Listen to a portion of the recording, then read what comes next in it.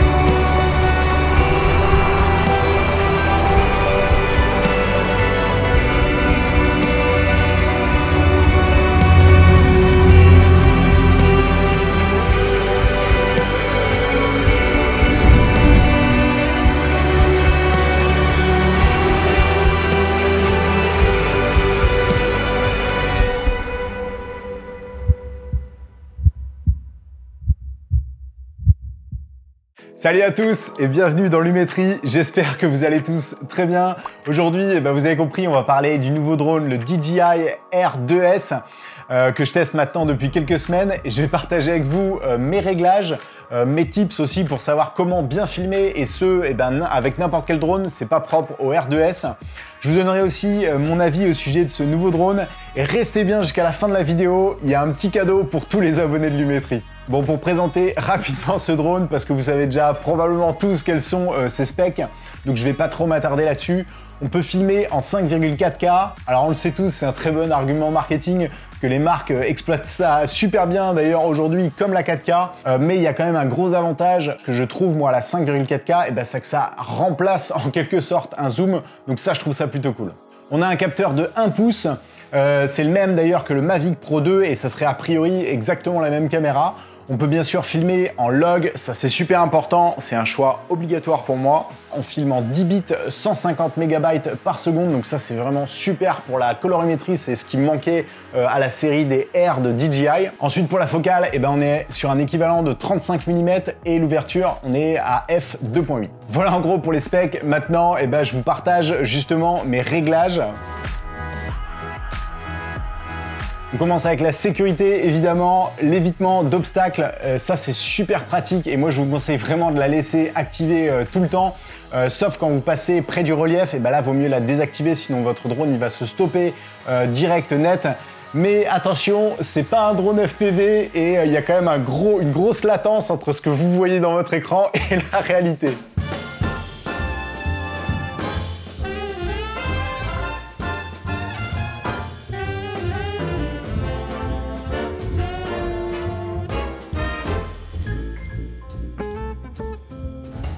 Got to feel in heaven when my lover's near.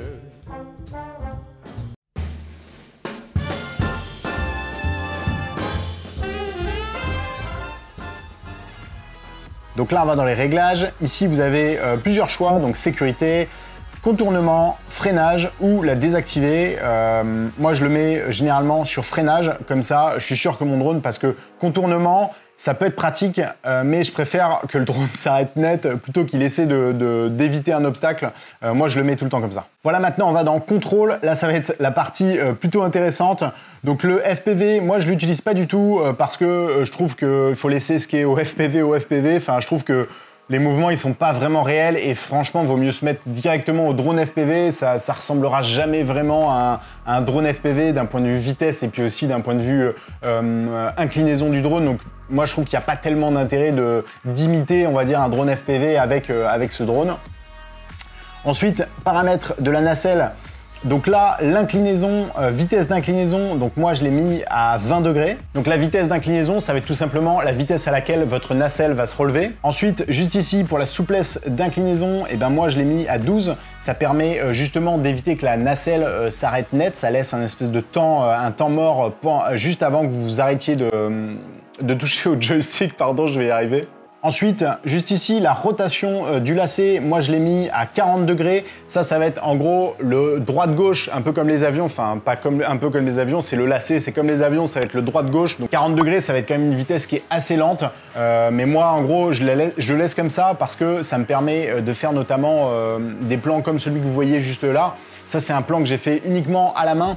Donc, le fait d'avoir justement une vitesse qui est plutôt lente, ça me permet de mieux maîtriser mon mouvement. Ensuite, la sensibilité du lacet. Donc là, moi, je le mets à 20. Si jamais vous le mettez à 0, et ben, ça va être super sensible. C'est-à-dire que vous allez avoir un peu des à-coups droite-gauche.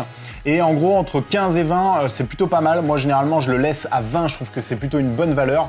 Mais après, à vous de voir en fonction de vos habitudes et puis de vos préférences. Alors, comme ce plan-là que vous voyez justement, comme je vous le disais, ça, on peut évidemment le faire avec l'application. Il y a plein de modes qui sont super bien, dont je ne vais pas parler aujourd'hui.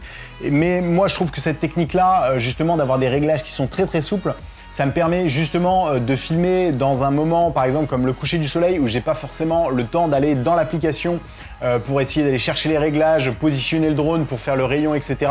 Moi, je préfère tout faire en manuel. Alors, parfois, il y a des ratés, mais justement, avec ces réglages-là, je trouve qu'ils sont suffisamment doux pour justement bien réussir vos rotations 360 autour d'un sujet.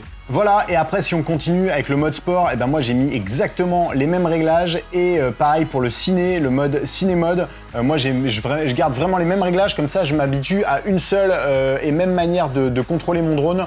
Je trouve ça plus pratique.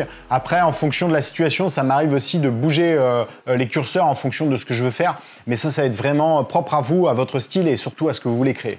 Ensuite, au niveau de la caméra, eh ben, on laisse en MP4, normalement ça doit être en MP4. Là, on a 3 profils de couleurs différents. Moi, je vous conseille de rester en D-Log. On revient dessus un peu plus en fin de vidéo. Vous allez voir, j'ai un truc qui est vraiment super pour vous. White Balance, ça, moi, je vous conseille vraiment de le mettre en manuel parce que si vous le laissez en auto et que vous filmez un coucher de soleil, eh ben, si vous êtes face au soleil et qu'après vous tournez le drone pour faire une rotation ou quoi que ce soit, eh bien, vous allez avoir justement un changement de température de white balance et du coup vous risquez, ça va être vraiment galère à rattraper en post-production, donc mode manuel c'est vraiment le best. Voilà, ensuite vous avez le quadrillage, moi je le laisse activer comme ça, après vous pouvez mettre la croix aussi au milieu, ça peut être pratique dans certains cas, moi je le désactive, je reste juste avec ma règle des tiers qui est super pratique. Ensuite, au niveau des réglages, moi je filme en 5,4K et en 24 fps. Donc white balance, je vous disais toujours en manuel, surtout pas en auto. Shutter speed, vous le savez, il faut faire toujours le double de vos images par seconde. Et ensuite, les ISO, et les ISO, moi je les laisse à 100 tout le temps. Dans caméra, vous avez le log, vous avez le normal et le HLG. En gros, le HLG, ça va être un entre-deux entre le normal et le log. Pour ceux qui n'ont pas tellement l'habitude d'étalonner des logs, d'ailleurs j'avais fait une vidéo, je vous mets le lien juste ici. Voilà pour la partie réglage du drone. Maintenant, on va voir un peu plus la partie filmmaker. Et là, c'est aussi super important, tout aussi important que le réglage par exemple de la nacelle ou de votre drone pour justement faire des belles vidéos, des vidéos de qualité. On commence avec le premier tips, les ISO. Donc les ISO le plus bas possible, surtout que là c'est quand même un petit capteur, c'est un capteur d'1 pouce. Donc si vous montez trop en ISO, vous allez dégrader la qualité de votre image. Moi je vous recommande de ne pas aller au-dessus de 400 ISO. Et si vous allez au-dessus, il vous faudra forcément un denoiser en post-production. Donc ça se fait aussi, moi j'ai certains plans que j'ai filmés un peu au-dessus de 400 ISO. Ça passe, mais c'est juste qu'on perd toujours un peu en qualité quand on monte en ISO. En deux, moi je filme tout en 24 ou 25 images secondes, 24 images secondes ici au Canada, parce que filmer en 50 ou 60 images secondes, je l'utilise pas du tout parce qu'on va perdre un peu en qualité, parce que avec ce nouveau drone, je vous l'ai dit en intro, on est capable de filmer en 150 MB par seconde. Donc si vous filmez en 24 ou 25 secondes, vous allez avoir beaucoup plus d'informations enregistrées en une seconde que si vous filmez justement à 50 ou 60 images par seconde, et ça vous laissera forcément plus de flexibilité en post-production pour la colorimétrie. Donc le shutter speed en tips numéro 3, donc toujours le double d'images par seconde à laquelle vous filmez afin d'obtenir justement un joli flou de mouvement. Et en respectant justement cette règle de base, vos vidéos elles vont être de bien meilleure qualité si vous contrôlez justement votre shutter speed. Donc si je filme en 25 images secondes, il faudra que j'ai une vitesse d'obturation du double d'images par seconde. Donc pour faire simple, si je filme à 25 images par seconde, mon shutter speed il doit être de 1/50e. Et c'est pour ça que je vous recommande aussi de prendre avec ce drone le pack combo parce que justement dedans vous avez les filtres ND et les filtres ND c'est juste indispensable si vous voulez faire vraiment des belles images et justement respecter cette règle du shutter speed. Et bien sûr, je suis pas payé par DJI pour vous dire de prendre le pack combo, mais peut-être qu'un jour ça arrivera. I have a dream. Et le tips numéro 4, au niveau des profils de couleurs, on a 3 profils colorimétriques, donc le HLG, le naturel et le log.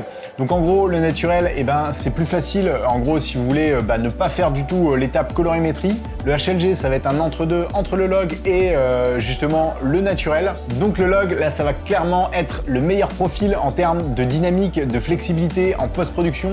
Surtout pour la partie colorimétrie parce que avec ce drone on est capable de filmer en 10 bits.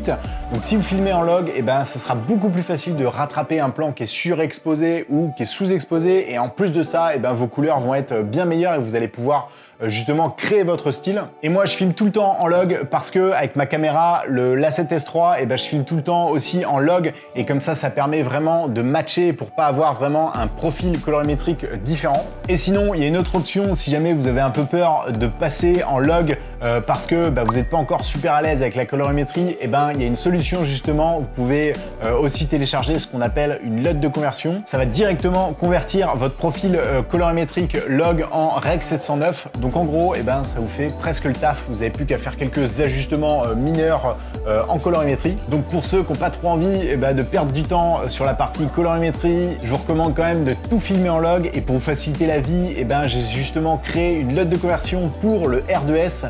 Mais normalement, ça devrait aussi fonctionner pour les autres modèles comme le Mavic Pro 2 ou même le Mavic Pro 1 ou le R2. D'ailleurs, je vous laisse me dire en commentaire si ça fonctionne pour vous. Et pour la LUT de conversion, pour tous les abonnés de Lumétrie seulement. Donc, si vous n'êtes pas abonné, vous savez ce qu'il vous reste à faire. Et ensuite, vous avez juste à cliquer dans la description pour télécharger justement cette LUT de conversion qui, je suis sûr, vraiment va vous faciliter le travail.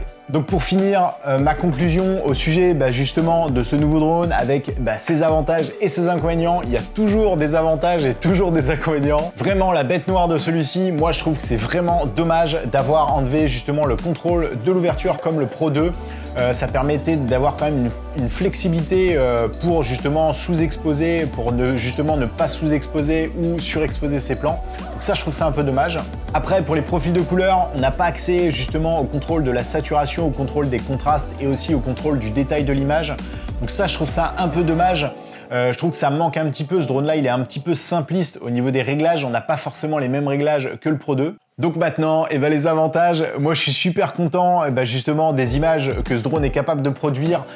Franchement, l'image elle est quand même assez bonne et surtout on peut filmer en 10 bits et en log et ça pour moi, comme je vous le disais juste avant, c'est obligatoire aujourd'hui. Quelle que soit la caméra que j'achète, le log c'est obligatoire. Ensuite, deuxième avantage, il est petit et ça c'est vraiment pratique. Il est petit et très léger. Ça, je trouve ça vraiment super quand vous vous baladez un peu à droite à gauche ou même en voyage. C'est clairement le drone parfait, c'est celui qu'il faut acheter. Je trouve qu'il est vraiment trop bien.